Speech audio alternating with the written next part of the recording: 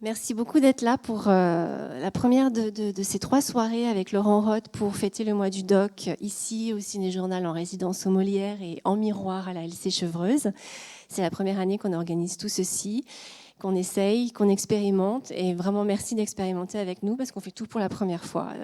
Et là, vous voyez, on a un entretien en introduction du film. C'est pas du tout le modèle, mais j'y tenais. Parce que cet auteur qui est à côté de moi, que j'ai appris à connaître et à découvrir grâce à mon passage à l'IRAGIF et au fait que j'avais installé mon ciné-journal là-bas l'année dernière, il est venu me voir et on a commencé à parler de son cinéma. Et en fait, au fur et à mesure que je découvrais, j'étais extrêmement accrochée. Et je suis immensément troublée aussi de le recevoir comme une hôte exceptionnelle ici au Molière, parce qu'en fait, Laurent Roth va partout dans le monde et présente ses films dans des lieux très grands, très bien équipés, avec des très grands auditoires. Et donc, c'est un privilège de l'avoir ce soir en mode entre nous, dans un lieu, mais qui est proche de chez lui aussi, donc en voisin. Merci, merci d'accorder ça. Peut-être que tout le monde ne le ferait pas. Si je peux me permettre d'intervenir, d'abord, je suis chez nous, chez moi. J'habite la vallée de Chevreuse depuis 22 ans, donc pour moi, c'est moi qui suis privilégié de pouvoir vous rencontrer, être dans un lieu aussi beau, bien équipé, avec une telle ferveur pour m'accueillir. Non, c'est moi qui suis très honoré. Et c'est vrai qu'on dit toujours nul n'est prophète en son pays. Alors c'est vrai que je vais dans le monde entier montrer mes films, et c'est la première fois que ça m'arrive en vallée de Chevreuse. Et je suis donc vraiment très content. Cette soirée compte vraiment beaucoup pour moi.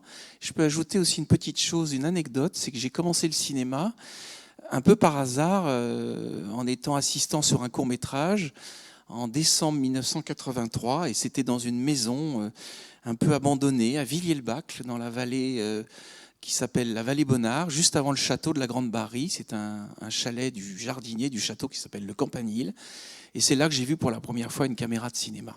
Voilà. Donc tout se tient et ce soir tout se boucle. Merci. D'ailleurs, donc n'hésitez pas à me reprendre, à compléter les choses que je vais dire maintenant. Le but, c'est de faire connaissance avec Laurent Roth pour ceux qui ne le connaissent pas du tout, comme moi je ne le connaissais pas du tout avant qu'il vienne me voir à la presse l'année dernière. J'aimerais qu'on balaye un petit peu sa carrière. J'aimerais qu'on fasse un petit focus sur une œuvre récente en rapport avec le cinéaste Amos Gitaï, qui est absolument fascinante et qui est intéressante à mettre en perspective avec le film de ce soir, Les Yeux brûlés, qui a un dispositif à l'époque, en 1986, complètement innovant et qui l'a mis dans une situation de se faire représenter par quelqu'un, et qu'aujourd'hui, Laurent Roth devient l'intervieweur et s'expose et se met face caméra vis-à-vis des figures importantes desquelles il se trouve. Et donc, c'est intéressant de mesurer ce saut artistique dans le temps. On va le faire, un petit focus sur cette œuvre avec Amos Gitaï. Et on terminera par une courte introduction au film, parce que le film est dense, il est beau, il est important, il est très important. Laurent me confirmait encore tout à l'heure que beaucoup de demandes de le visionner lui parviennent, parce qu'en fait, c'est un objet d'étude extraordinaire. Les archives y sont extrêmement importantes. Les interlocuteurs sont de première importance sur les événements qui sont rapportés, et leurs témoignages sont d'une rareté absolue. Donc, ce film, pour bien l'aborder, j'aimerais qu'on en parle avec quelques clés qu'on va discuter ensemble avec Laurent. Bien sûr, jamais ne manquer de m'interrompre. Alors, vous êtes né en 1961 à Paris, on commence de façon extrêmement banale. Moi, ce qui me frappe quand je regarde vos biographies, c'est qu'il y a 3 éléments qui remontent toujours très fort et qui me semblent constitutif de votre lancement dans la vie, indépendamment du cinéma. C'est vos études littéraires, la philosophie, donc l'importance de ce monde des idées et de maîtres, sans doute. La foi, votre éducation religieuse, qui est importante, qui revient souvent, ils vont en parler encore il y a quelques jours. Et le service militaire, l'importance qu'a eu le service militaire, puisque ça a été la façon dont vous êtes arrivé au cinéma professionnel. Et il y a une certaine rigueur militaire. Et il y a des images d'archives personnelles de Laurent où on le voit jeune homme, en train d'assister à des réunions, des comités avec les militaires pour que se décide ce film, l'écriture, la validation, la mise en scène. Et il est tout jeune au milieu de ces représentants de l'armée qui doivent être dégradés. Enfin, ça doit être très impressionnant. Et vous êtes complètement à votre place. Et cependant, vous êtes très jeune et vous êtes à côté de ces figures d'autorité et ce que représente le militaire dans la vie. Vous êtes complètement intégré. C'est très rare qu'on me présente comme ça. Je me sens un peu gêné parce que... Bon, alors, on en a parlé. Donc, effectivement, je dirais que comme toute personne dans la vie, quand on a 20 ans, on doit se reconstruire, on doit naître une deuxième fois. Finalement, on est façonné par son éducation, par la vie familiale qu'on a eue, mais notre âge adulte, c'est un âge de choix.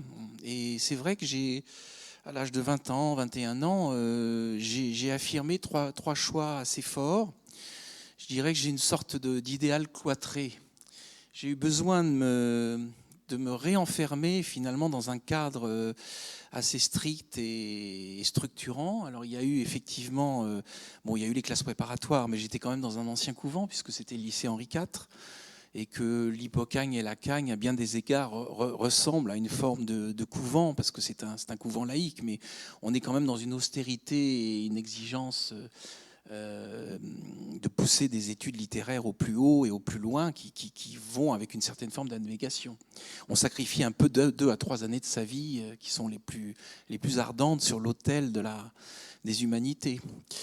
Et ça a terminé effectivement avec la philosophie que j'ai fait dans un cadre lui beaucoup plus subversif qui était Vincennes-Saint-Denis avec Jean-François Lyotard. Donc j'ai pris mes distances aussi un peu avec l'institution. Alors, vous avez cité la foi. La foi, c'est pas mon éducation religieuse. J'ai pas du tout eu d'éducation religieuse. J'ai eu un appel de foi à 21 ans très fort, mais ça, je peux pas m'étendre là-dessus parce qu'il y aurait à y passer 1 heure. Mais en gros, j'ai répondu à un appel très fort à 21 ans en accompagnant un de mon meilleur ami qui avait décidé d'être moine bénédictin, et j'étais parti avec un commando de camarades pour le sortir de là. On pensait qu'il était complètement fou. Et c'est nous qui sommes tous tombés dans la marmite. Il y a eu un dominicain, un jésuite et moi, alors qui suis une espèce de prêtre raté qui fait des films. Mais de fait, oui, j'ai eu cette foi chrétienne très forte. Mais à l'âge adulte, c'est moi qui ai, disons, un peu fabriqué forcément mon éducation en la recevant de tous les chrétiens que j'ai rencontrés sur ma route. Et donc ça joue, mais c'est vrai que j'en parle jamais pour présenter un film parce que c'est quelque chose d'un peu compliqué. Je ne souhaite pas l'afficher. Je pense que le christianisme, et c'est vraiment présent dans l'Évangile, va avec la discrétion. Et le Christ dit, voilà, ce que donne ta main droite, que ta main gauche l'ignore. Et je pense que cette discrétion est essentielle, en fait. Donc je souhaite rester relativement invisible par rapport à ce marquage. Mais vous avez raison, on le sent dans mes films. Et là, vous allez être bercé par la Passion selon saint Matthieu pendant 1 heure. Donc ça vient certainement de cette foi très récente. Alors pour le coup, quand je tourne les yeux brûlés, je suis vraiment mystique, ça c'est certain. Et puis le 3e cloître, ça a été l'armée. Alors ça me permet d'introduire les yeux brûlés, à savoir que moi je suis issu d'une famille de résistants et la question de prendre les armes n'était pas du tout tabou, contrairement à mes amis de gauche, d'extrême gauche, qui me voyaient embrasser ce service militaire avec beaucoup d'enthousiasme et qui étaient un petit peu narquois. Moi, je considérais que ça faisait partie de la nécessité citoyenne de savoir éventuellement le métier des armes et de pouvoir défendre son pays si besoin était. Et j'avais décidé en plus de ne pas subir, c'est-à-dire de ne pas être affecté à un service militaire qui m'aurait contraint à rejoindre le régiment du train de Montélimar ou un régiment en Allemagne. Je voulais avoir un peu accès aux décisions. Donc j'ai fait une préparation militaire d'officier. Mais j'ai dû renoncer à cette préparation puisque j'ai aussi eu envie de découvrir cette nouvelle passion qui était le cinéma, qui m'est arrivée d'ailleurs en même temps que ma crise de foie. J'ai eu ma crise de bobine, vraiment le même jour. Hein. Donc j'allais au cinéma comme un idéaliste totalement démuni de toute expérience. Donc c'était véritablement quelque chose d'effrayant pour moi. Et je me suis dit, pourquoi pas profiter du service militaire pour apprendre ce métier. Et donc, en dehors du petit court-métrage tourné à Villiers-le-Bac, je n'avais aucune expérience. J'ai un petit peu triché pour entrer.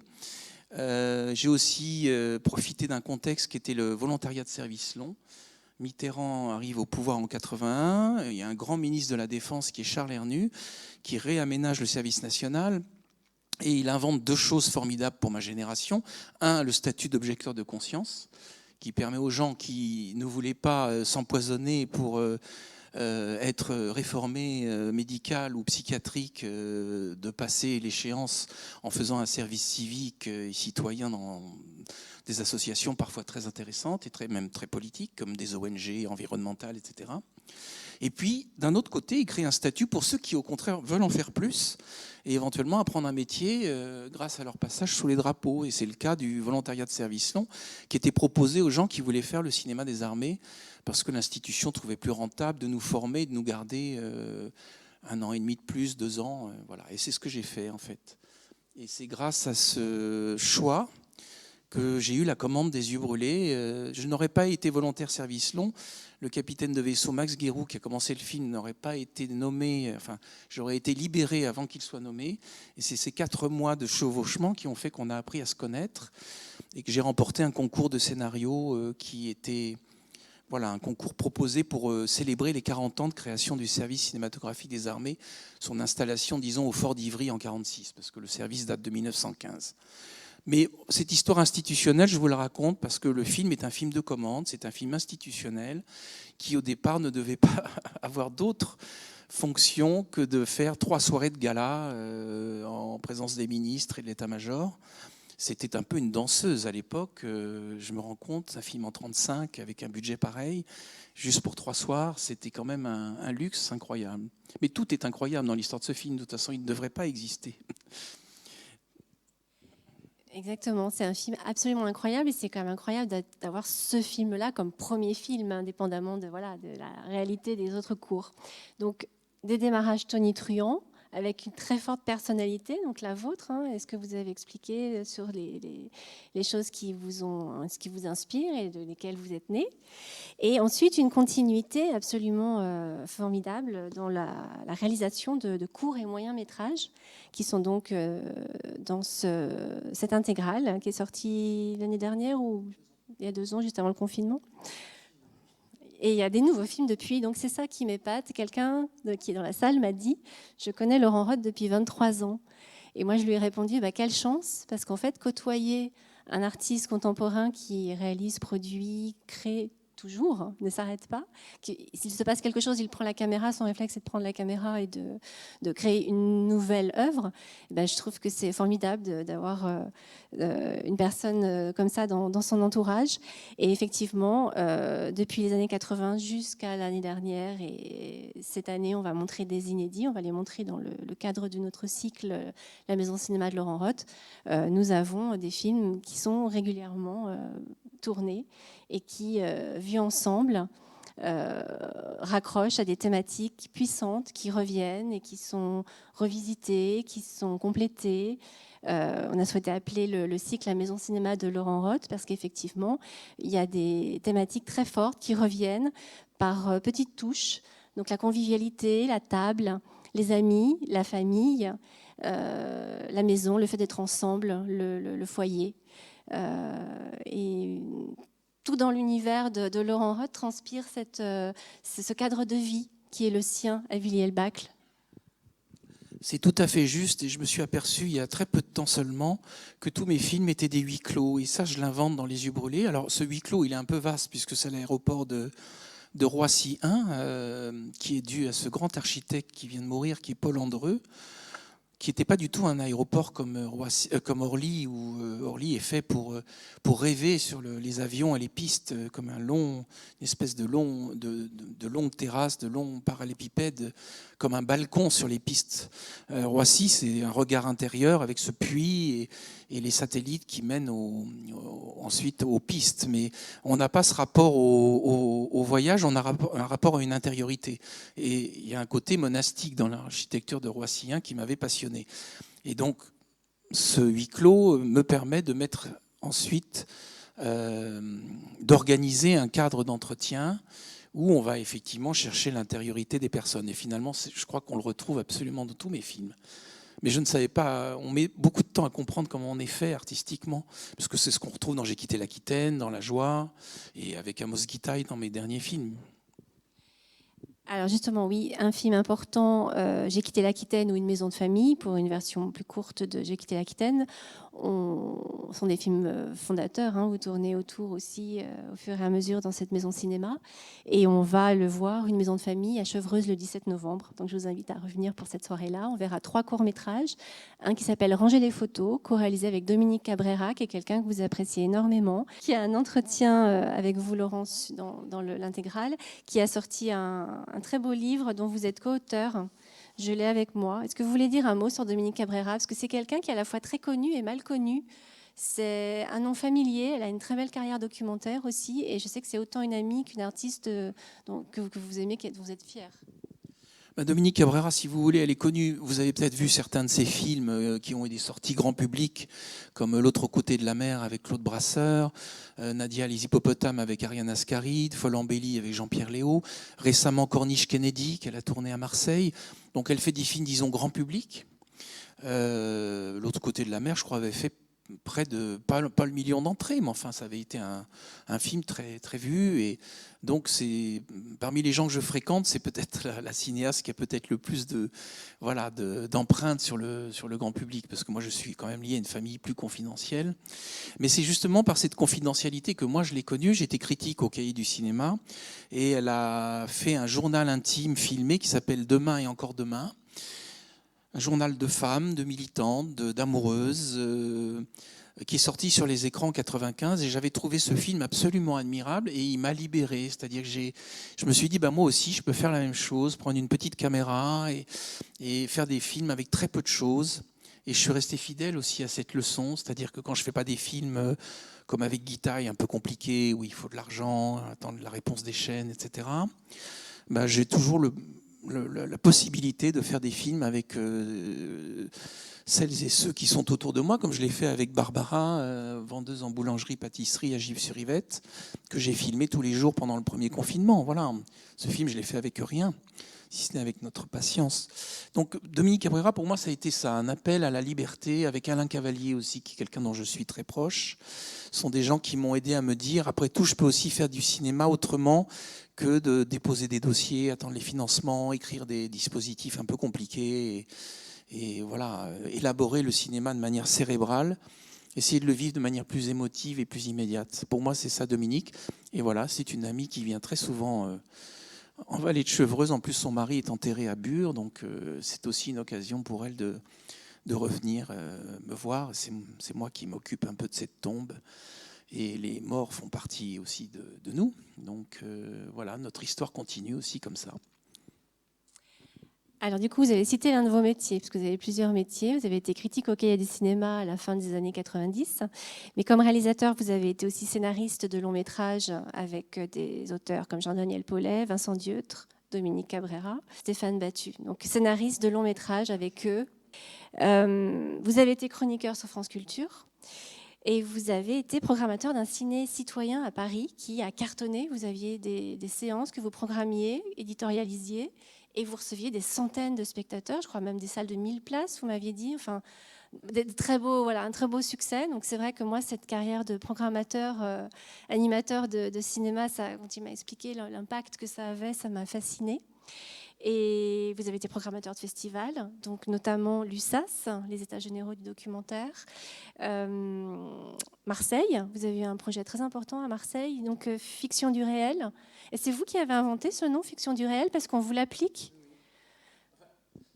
J'ai inventé, donc ce festival s'appelle le FID aujourd'hui, FID Marseille, mais sous ma direction, je l'avais renommé Fiction du réel, parce que d'abord, c'est ce que j'aime dans le cinéma, c'est ce mélange fiction-documentaire. Vous allez très vite comprendre pourquoi en voyant Les Yeux brûlés. Et puis je trouvais que dans les années 2000, ce qui était passionnant, c'était comment les cinéastes de fiction, comme par exemple les frères Dardenne, Rosetta, aller chercher des situations filmées vraiment en cinéma direct, avec des actrices immergées vraiment dans une vie quotidienne presque documentaire. Donc la fiction lorgnait sur le documentaire dans sa manière de faire des films, et c'est toujours le cas. Et à l'inverse, le documentaire lorgnait sur la fiction, par exemple en intégrant des comédiennes, des comédiens dans des enquêtes, comme moi je l'ai fait dans Les Yeux brûlés. Mais à l'époque où je le fais, je suis dans un entre-deux du cinéma où plus personne ne fait ça. Et moi-même, je ne sais pas que c'est original. Je le fais parce que j'ai envie de faire le film comme ça. Jean Rouch l'avait fait dans les années 60, mais au moment où je fais ça dans Les Yeux brûlés, c'est vrai que ça a un peu disparu. Et dans les années 2000, on a eu beaucoup de films comme ça où on demandait à des comédiens d'interférer, par exemple avec des groupes de délinquants ou de toxicomanes ou de sans-papiers. On a plein d'exemples en tête. Ou alors on demandait à des acteurs non professionnels de jouer quelque chose. Ce que j'ai un peu fait aussi dans mon film J'ai quitté l'Aquitaine. On vous demande à vous, qui n'êtes pas des comédiens, d'intégrer une mise en scène où il y a du psychodrame, il y a de l'invention du jeu, etc. Et donc je trouve qu'on est toujours dans cette période de grandes passerelles entre la fiction et la réalité. Enfin, c'est devenu vraiment un courant dominant. Mais moi, je le perçois en 99-2000, parce qu'effectivement, j'ai la chance d'être critique, donc je vois à peu près tout ce qui sort. Je suis à la fois France Culture et au Cahier, donc c'est une période de ma vie où vraiment j'ai une vision assez complète du territoire, et je me dis, c'est ça qu'il faut inventer. Et donc, j'ai passé 2 ans à la direction de ce festival. Ce que j'ai appris en tant que cinéaste, puisqu'après, je suis revenu à la solitude de la création. J'ai ma petite théorie du grincement de fauteuil. Bon, aujourd'hui, il n'y a plus de ressort dans les fauteuils de cinéma, il n'y en a pas là. Mais ma théorie du grincement de fauteuil, c'est qu'en programmant des films, en vous les proposant à vous, public, et en étant directeur de festival, en montrant des films quand même assez élaborés, pointus, on est dans un festival assez quand même célèbre à l'international, donc on va vous proposer de voir des films quand même assez avant-gardistes et radicaux.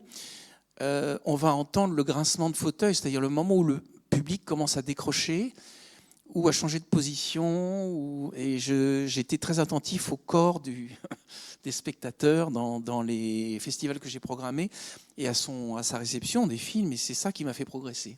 Je pense que j'ai beaucoup plus intégré le point de vue du spectateur dans ce que j'ai fait après. Par exemple, J'ai quitté l'Aquitaine est un film beaucoup plus conscient de cela que ne l'était par exemple Les Yeux brûlés. Et donc programmer, c'est encore un acte créateur. C'est ce que vous faites ce soir, Stéphanie, à merveille. Voilà. Et tout ça, c'est un grand tout. On ne fait pas les films dans une solitude. On les fait jusqu'au moment, y compris où ils sont découverts, appréciés ou pas. J'ai aussi fait des films d'ailleurs qui ont été moins appréciés, voire très critiqués. J'en ai fait un, par exemple, L'impromptu de Jacopo, qui s'est fait étriller dans la presse de façon terrible, et c'est bien dans une carrière d'avoir ce moment-là aussi, de comprendre qu'on s'est trompé. Et je reconnais que la presse avait un peu en partie raison. J'entends mieux aujourd'hui ce qui m'était reproché, une certaine radicalité un peu raide et hermétique. Et voilà, donc j'ai appris à entendre le grincement lors du transat, en l'occurrence, ou de la chaise pliante. Il y a une autre expression qui est attachée à votre cinéma, c'est la fantaisie documentaire. Pour justement évoquer cette façon de jouer avec le réel, de le fictionner, d'inventer, même parfois à partir de rushs qui ne sont pas de vous, de vous mettre en scène vous-même sous une identité fausse, avec un passé que vous vous inventez, et toujours d'une façon si réaliste que vous trompez vos spectateurs. On a vraiment besoin de la deuxième partie, le débat, la rencontre et la discussion, où vous avez la gentillesse de tomber le masque et de ne pas entretenir les... On ne va pas divulgacher la deuxième séance du cycle. Mais non, ce que je peux dire par là, c'est que j'aborde, vous allez le voir dans Les Yeux brûlés. Là, dans Les Yeux brûlés, je suis un jeune homme très très très sérieux, très radical. Je pense que j'ai quand même déjà le sens de l'humour. Vous le percevrez peut-être déjà dès les 2 premières minutes de film avec ce montage de générique. Mais non, très vite, enfin très vite.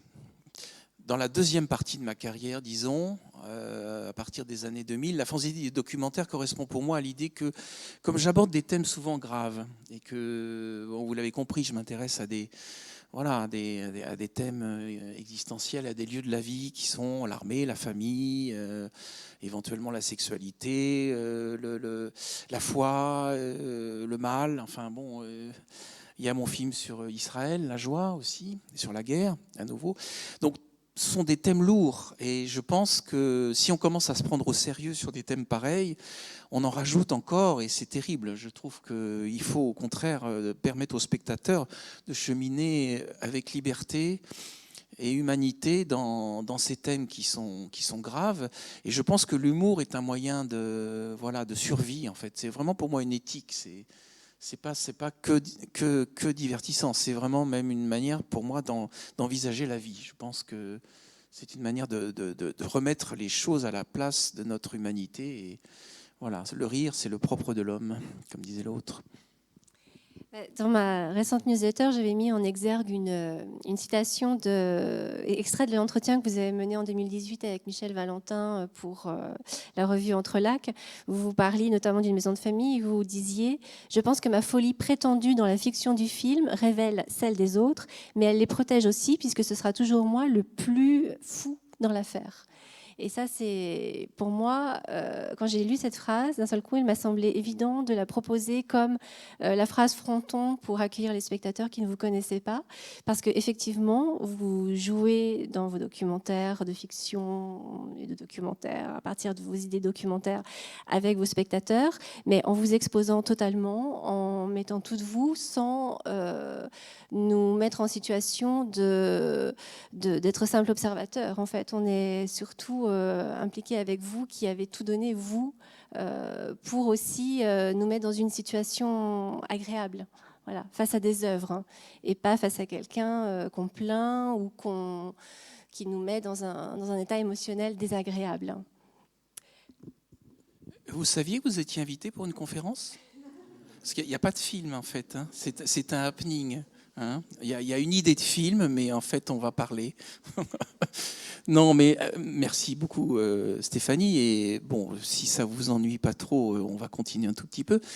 Cet aspect-là, c'est ce que j'appelle le rôle du médiateur. Alors, effectivement, ça peut être le clown, mais c'est aussi le passeur. Hein. Et je pense que moi, je conçois le rapport du public comme quelque chose de non frontal. Je pense que j'aime bien, comme par exemple dans ces tableaux religieux de la Renaissance, qu'il y ait en avant-plan de la Sainte Famille ces donateurs, ces personnes du contemporain du tableau et du peintre, qui sont des personnes qui sont mortes et qui, elles, ont disparu complètement de la mémoire de l'humanité, mais qui étaient les commanditaires du tableau, qui sont agenouillés ou qui sont en regard et qui nous permettent, nous, de regarder une scène qui, elle, est absolue, qui est éventuellement le Christ, la Vierge, la Sainte Famille, mais qui ne sont pas présentés dans un absolu. Ils sont reliés aux humains.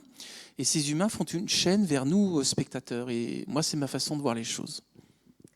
Je vous remercie beaucoup. Et effectivement, je crois que j'aime déjà tellement le cinéma de Laurent Roth, je pourrais en parler trop longtemps. On va évoquer le projet récent d'Amos Gitaï que j'indiquais en tout début. C'est un travail que vous avez mené, c'est une trilogie. Vous avez choisi d'interviewer en studio Amos Gitaï, donc ce grand cinéaste israélien qui a 50 ans de carrière, qui lui aussi a plusieurs métiers, formation d'architecte, quelqu'un qui a fait la guerre du Kippour, qui a été blessé, qui a changé sa trajectoire. Et son œuvre est reconnue mondialement. Enfin, c'est quelqu'un qui est un petit peu la statue du commandeur. Quand il arrive dans une pièce, on se tait, on est assez impressionné. Et vous avez eu cette audace de vouloir vous asseoir face à lui dans un rapport d'égalité en studio et d'évoquer sa carrière, surtout du point de vue de la façon dont il rapporte l'histoire et la mémoire de l'histoire d'Israël par rapport à l'assassinat de Yitzhak Rabin en 1995, puisque là, il y a eu un tournant dans son œuvre. Il a énormément travaillé sur ce sujet-là et plusieurs fois. Et vous avez été produit à la fois par l'INA et par Ciné+ pour cette trilogie, et France Télévisions, donc 3 titres, La violence et l'histoire, Geste de mémoire, Yitzhak Rabin, Geste de mémoire, et Haïfa la rouge. Donc vous faites regarder Amos Gitaï des images, vous le faites agir, parfois vous lui faites écrire sur une carte les lieux de son enfance, vous le rendez extrêmement actif de l'observation, du commentaire de son œuvre, mais sans le placer sur un piédestal et sans vous être un simple passeur. Vous êtes un révélateur aussi. Et vous avez fait avec Mireille Perrier, que vous allez voir dans les yeux brûlés, un travail de remplacement de vous-même. Vous n'avez pas mené vous-même les entretiens avec les reporters de guerre cinéastes. Vous vous êtes fait remplacer symboliquement par Mireille Perrier, qui était la personne la plus aux antipodes de ce que ces reporters de guerre pouvaient avoir face à eux pour les interviewer, parce que vous parlez de battement de cils dans le diaporama sur les yeux brûlés en bonus. C'est effectivement une féminité qui traverse l'écran. Enfin, c'est toute une façon d'être et de parler, de se comporter qui est déstabilisante pour ces reporters de guerre qui viennent d'un milieu où le statut des femmes, et puis ils parlent de la femme, enfin ils parlent de la guerre comme d'une femme nue. Donc il y a toute une façon de traiter le féminin qui est très, très, très aberrante. Donc cette femme jeune face à eux, c'est détonnant. Et vous avez, avec Amos Gitaï, accepté finalement de faire le pont par rapport à ces années et à ce travail-là, en endossant pleinement que c'était vous, les battements de cils, mais que vous alliez faire comme elle a fait, avec son courage monstre, partir à l'assaut de cette figure et sortir tout ce qui a été fait dans cette trilogie. Je vous remercie vraiment pour cette analyse, parce que c'est maintenant que je la comprends, en fait, et elle est très fine. Il y avait une phrase d'un critique célèbre qui s'appelle Serge Danet, qui avait écrit le premier sur Les yeux brûlés, ce qui était une grande chance pour moi, parce que j'étais un cinéaste parfaitement inconnu, et Serge Danet, pour un film qui n'avait pratiquement pas de sortie, a écrit une demi-page dans Libération sur Les yeux brûlés, et il parle de Mireille comme de mon alter ego. Et ce qui est très curieux, c'est qu'il ait perçu ça, lui, qu'elle prenait ma place, alors que voilà, je n'avais pas spécialement revendiqué qu'elle joue mon rôle. Il l'a perçu, il l'a senti qu'elle était mon interprète dans tous les sens du terme, à la fois mon actrice, mais aussi mon porte-parole. Et j'avais pas du tout la carrure et le cran en 86 pour tenir tête à ces hommes. Il était prévu que ce soit moi qui les fasse les entretiens, mais j'ai tout de suite pensé que c'était une très mauvaise idée, parce que je voulais obtenir d'eux ce qu'elle obtient. Et je pense que je ne pouvais pas le faire. Maintenant, avec l'âge, 40 ans de travail, j'ai effectivement, comme vous le dites très bien, incarné un peu les battements de cils face à Gitaï, c'est-à-dire parfois adopter une position de faiblesse, mais plutôt tactique pour l'obliger à se démasquer, parce que ce qui m'intéresse dans le cinéma documentaire et le cinéma d'entretien, c'est la vérité. Donc, et la vérité n'est jamais donnée. Elle est à travailler, elle est à élaborer, elle est à dévoiler, à révéler. Bon, la psychanalyse m'intéresse beaucoup, et c'est vrai qu'il y a un peu une démarche qu'on pourrait appeler psychanalytique dans ma manière de faire, c'est-à-dire de laisser la parole se proposer, s'avancer, mais parfois aussi se défaire, et d'essayer de voir ce qu'il y a derrière les mots. Donc c'est toute une tactique que j'ai apprise un peu sur le tas. Alors le film important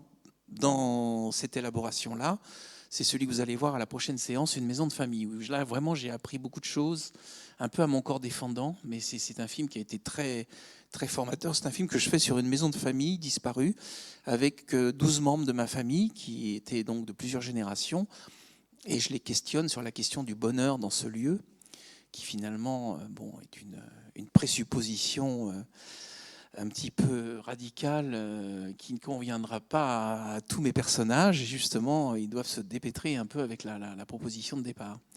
Mais voilà, donc effectivement, j'ai fait ce chemin, et je vous remercie de le souligner, parce que je pense que c'est une place où je me suis trouvé, en fait. Et m'y trouvant, je suis devenu acteur dans les films des autres. On va passer aux yeux brûlés. Pour vous aider à bien le recevoir, parce qu'il est dense et il dit des choses qui sont perturbantes au fur et à mesure. Donc, c'est pas un film où on se laisse aller, en fait, c'est un film qu'on prend comme il vient. Vous allez voir donc Mireille Perrier qui ouvre une malle qui appartenait à Jean Perrault. Alors symboliquement, elle appartenait à Jean Perrault. C'est un reporter cinéaste qui donc était décédé à l'époque du film en 1986 puisqu'il est mort en 1954 à Dien Bien Phu. Et en fait, il était connu, ce reporter, des autres interlocuteurs du film. Et donc, c'est aussi une façon d'évoquer sa mémoire que de raconter ce qu'ils ont fait et vécu. Beaucoup d'entre eux ont été donc dans les conflits Indochine, peut-être l'Algérie, je ne suis pas certaine. Vous allez voir, par ordre d'apparition, donc, il y a André Lebon au démarrage. Ensuite, vous verrez Daniel Camus et Pierre Ferrari. Donc ça, très Indochine. En fait, à chaque partie, il y a une série d'archives thématiques. Donc c'est vrai que quand on le voit la première fois, on peut avoir le sentiment que tous les sujets et tous les pays sont brassés, mais en fait non. Les archives arrivent par famille thématique en rapport direct avec les entretiens de ces reporters.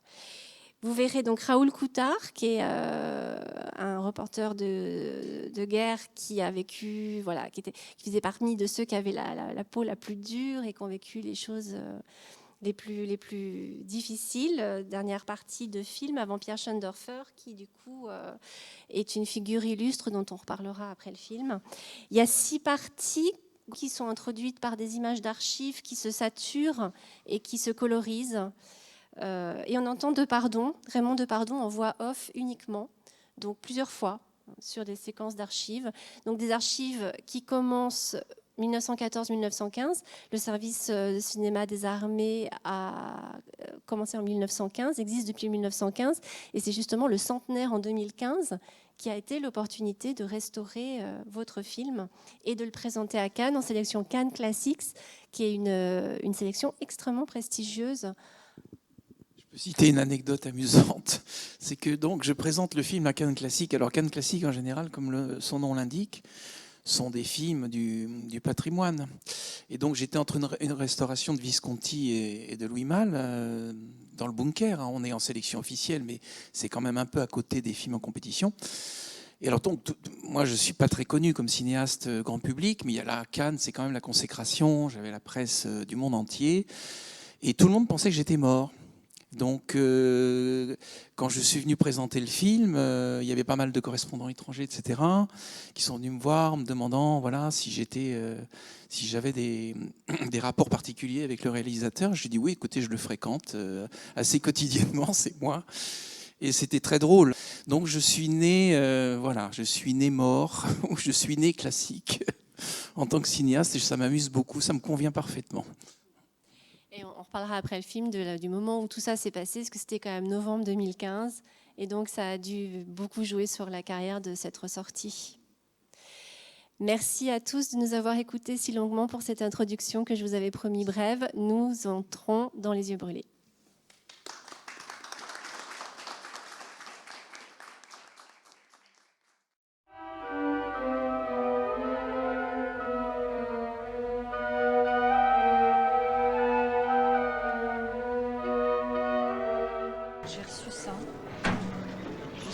Pourquoi, mais C'était la cantine du rapatrié, ça. Mort ou vif. Qu'est-ce que c'est que ça? Chaque militaire avait une cantine, il la suivait partout. Et elle revenait sans lui. Ils sont dans cette cantine, des souvenirs de nous tous. On se rappelle de quoi et on oublie quoi? Il y a des tas de souvenirs qu'on ne peut pas mettre dans une boîte, ils sont dans la tête. La route est longue et la nuit noire, et demain... Le reporter, eh bien, effectivement, c'est un individu comme les autres et qui peut se tromper et qui raconte une histoire, quoi. C'est un grand metteur en scène. Oui, là, je voulais vous demander si vous étiez arrivé de filmer l'agonie.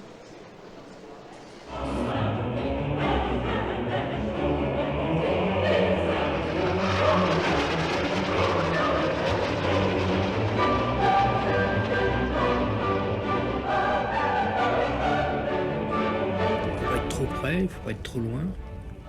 À un moment donné, il faut connaître plus personne, parce que quand on fait une photo, on ne connaît plus personne. C'est comme un tir, c'est comme de tirer, quoi. C'est comme de tuer, quoi.